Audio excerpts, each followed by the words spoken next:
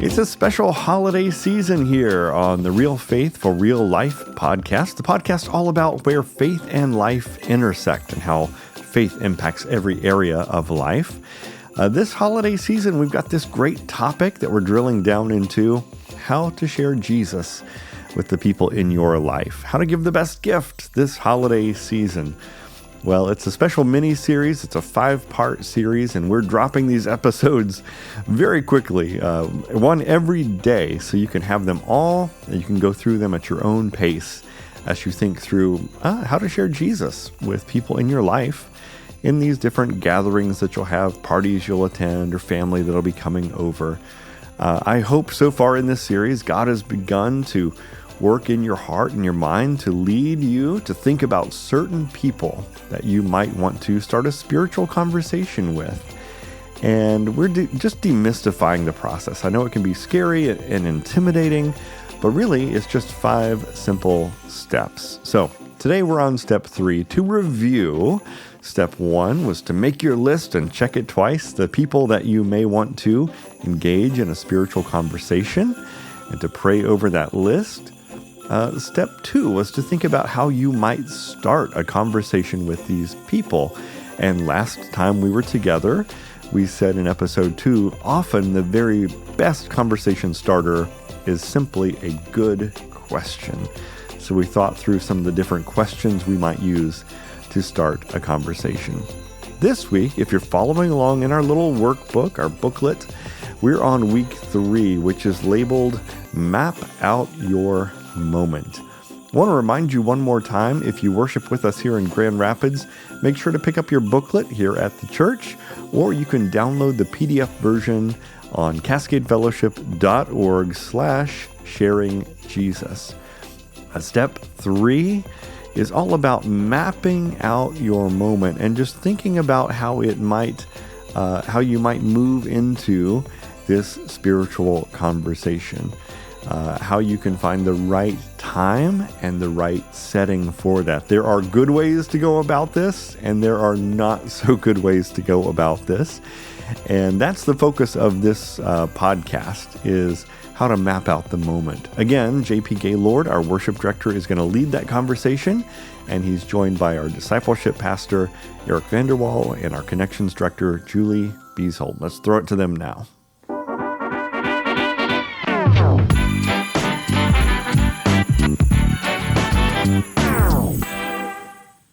Well, hello and welcome to, this is our 3rd episode, 3rd discussion. Congratulations on making it to step 3. We are very excited you're here. In this step, we're talking about mapping out your moment.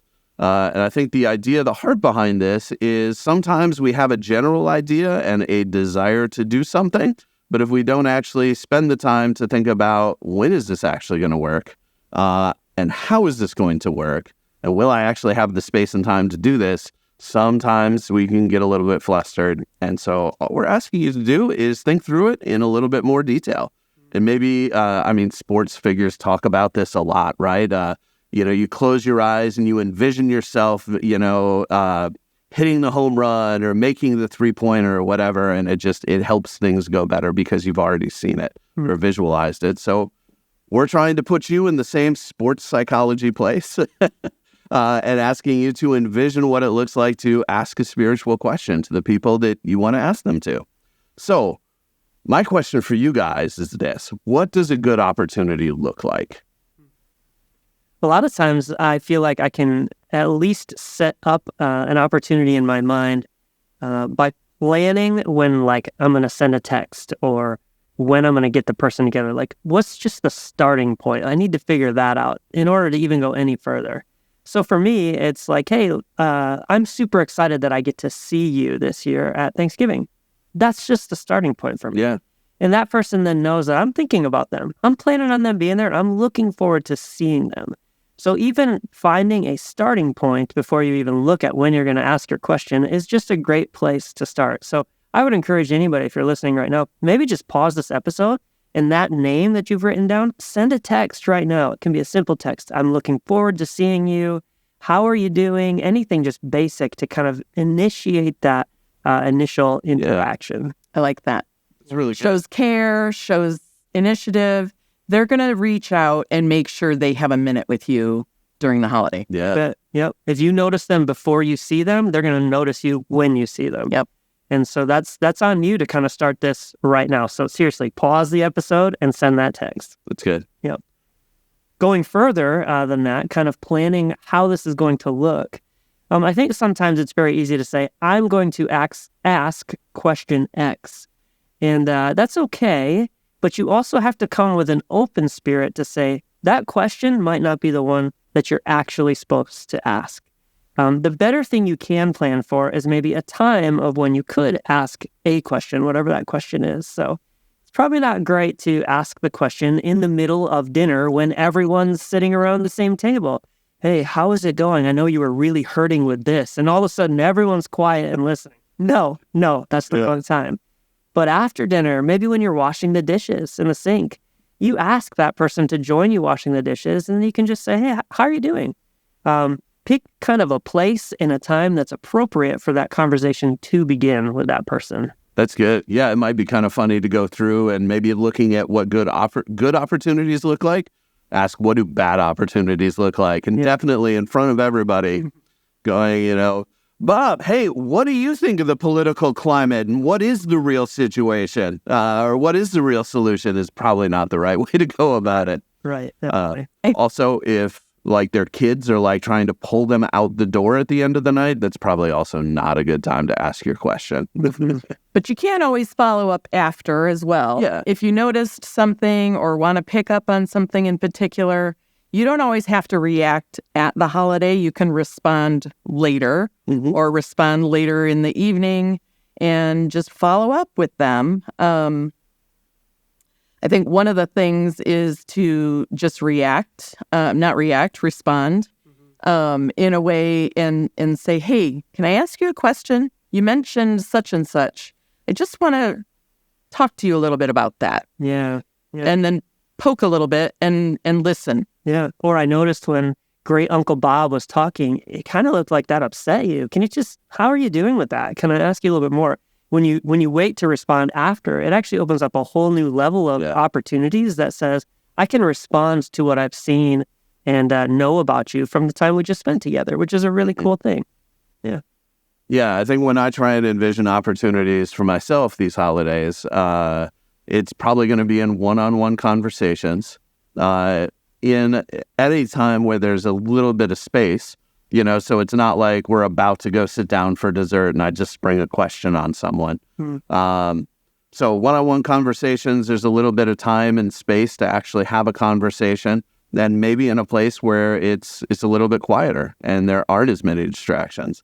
Although I do like your suggestion, I forget which one of you said it, washing the dishes, because then the person can't get away, right? Yeah, No, I'm just kidding. We're not trying to trap people. I will add, though, there's something about not making eye contact. I've had some fabulous conversations with people in the car where you're just driving, you're both looking different directions, and eye contact's great, but sometimes it's intimidating for people. So washing dishes, drying dishes, serving together, it's great. I think there's some good wisdom in that, for sure. That's good. So the next question I've got then is if we're trying to envision this, and let's just say an opportunity doesn't present itself, the person that we're hoping to maybe connect with while we're washing the dishes doesn't wash the dishes, or there isn't space and time at the party or the gathering for us to just kind of get one-on-one in a conversation with somebody. How much should we be just trying to make it happen? Because after all, we've been praying for this person and we've prepared our spiritual question and we really want to see this happen. How much should we kind of try and push the door open? And how much should we just kind of say, well, maybe now isn't the time? Invite them out, right? The holiday isn't the end. Yeah. Especially if it's your relative or someone that you have a relationship with. Take them to dinner later. Invite them to coffee. Text them again. Do some follow-up. Circle back. Yeah, I like that. And what we might have thought was the best opportunity to connect to somebody, God might see a different one. I can't tell you how many times Israel had a plan, but God said, hey, actually, it's this one. It's good. And so it should be important that, that if it doesn't happen, we can come back before the Lord like we were in that first time gathering together talking about this, and just pray and say, hey, God, the opportunity that I thought didn't present itself, will you present me with another one? And trust that he'll do his good work to make that happen, or show you the way to make it happen. Like just following up with him and saying, hey, listen, it was great to see you. I would just love to chat with you a little bit more. I love hanging out with you. Let's do this again. Yeah. Something like that. Yeah. That's good. I'd say be sensitive to, maybe the Lord is asking you to press into it a little bit, and, maybe say before they leave, hey, I'd really like to get a chance to catch up a little bit. And so you kind of take a little bit of initiative to make it happen. At the same time, I really like, Julie, what you were saying about if it doesn't happen, if it's not possible, then it's not the end. A simple text or email or phone call saying, hey, I really wish I would have gotten a little bit more time to talk with you, to hang out, to just share a little bit and catch up. Invite them out to coffee.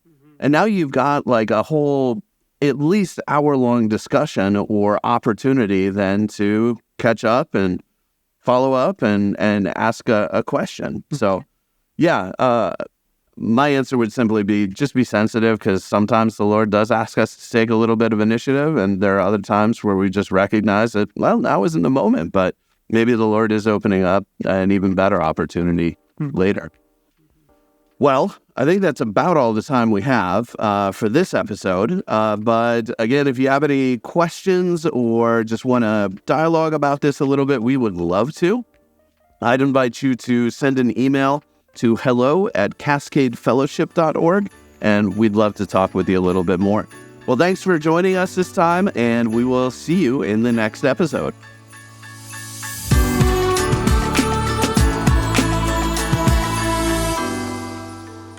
Well, I found that very practical and helpful. I hope you did too.